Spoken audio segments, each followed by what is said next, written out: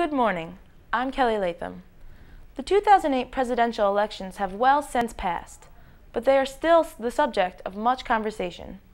Today, Brendan Hobbs will give us an overview of the pre-election thoughts and opinions from members of the Fisher community.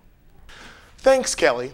One of the interesting aspects of this campaign was the controversial words and images of the attack ads. We spoke with Dr. James Bowers, Assistant Professor of Political Science, for his take on attack ads and their role in the election process. I think what we're really looking at is more of a generational change. In some regards, this election is a lot like the 1960 election. Even if we want to think about it, even in the basic ages of the candidates. In fact, there are other people like Dr. James Bowers who find this year's presidential election to be historically significant for reasons besides its racial and gender implications. Take Dr. Linda McGammon, Associate Professor of Religious Studies at St. John Fisher College and a big supporter of Barack Obama. What I find historically significant, that I think we're getting our country back. That I think that, and I'll be perfectly honest with you, that I really think that Barack Obama should be our next president. I think that what we have been lacking and what we've been needing for such a long time is a sense of direction, a sense of commitment, a real sense of leadership, and an intellect. Aside from the race to the White House, the public has witnessed the most notorious attack ads ever spawned, being broadcast from both campaigns. However slimy they may be, Dr. Bowers believes they are to be expected. I don't necessarily disapprove of attack ads.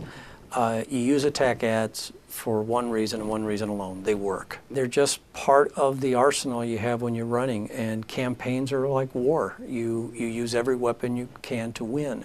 But as historical as this election is, Dr. McGammon finds the ads to be backwards, preventing the progression of society by reverting back to old-fashioned politics. I consider to be a form of McCarthyism, where whether or not you're a true American all of a sudden has come on the table.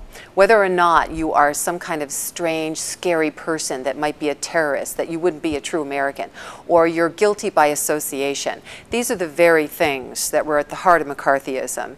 Similarly to the time of McCarthyism, and thanks to attack ads like this one, people do seem to have an uncertainty, almost a fear of the motives of both Obama and McCain. But for Fisher students, the decision has already been made.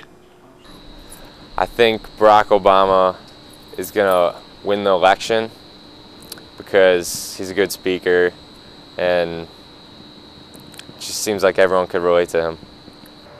I think people are going to go out and vote, and that Barack Obama is probably going to win. People don't want McCain because he's a lot like Bush. Obama's going to win. Why? Because he's different. If he does win, it's changing history. We'll be right back after a message from our sponsor. Hi, I'm Mike Baldo, and I'm here to talk to you today about flannel. Flannel has been made famous by TV's Al Borland and has been keeping me warm for years.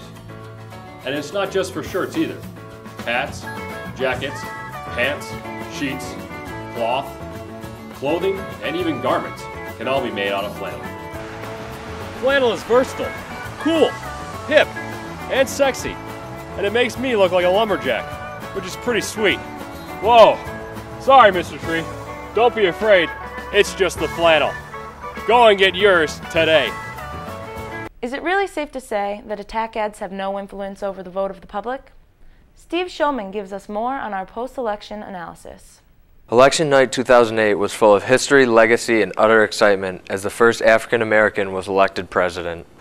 Senator Barack Obama won by a landslide of electoral votes. There were many like Dr. Linda McGammon who were ecstatic about seeing their predictions and beliefs come to fruition. I think that the entire country, with a few noticeable exceptions, are really happy with the election results and the extent of Obama's victory. Dr. James Bowers also found election night to be an incredible indication of the future of the American society and believes that a new era is on the horizon. The thing that struck me was, and I know this word gets used a lot, is just how flawless his campaign was, but also that ability to move a number of red states into the blue state column.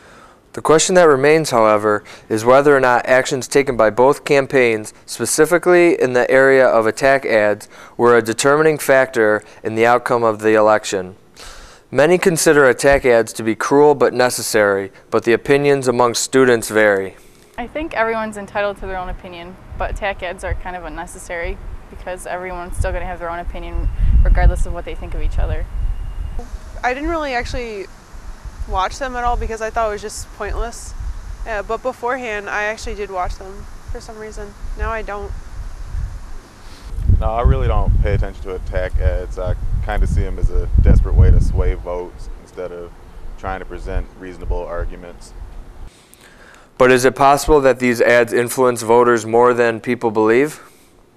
I think to say that they don't work is really foolish because advertising works. We all know that.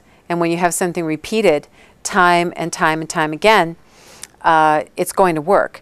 I think, however, in this particular case, that the only people that really the attack ads really influence were people who were already going to be voting against Barack Obama. And I say that because the vast majority of the attack ads were all on the side of John McCain.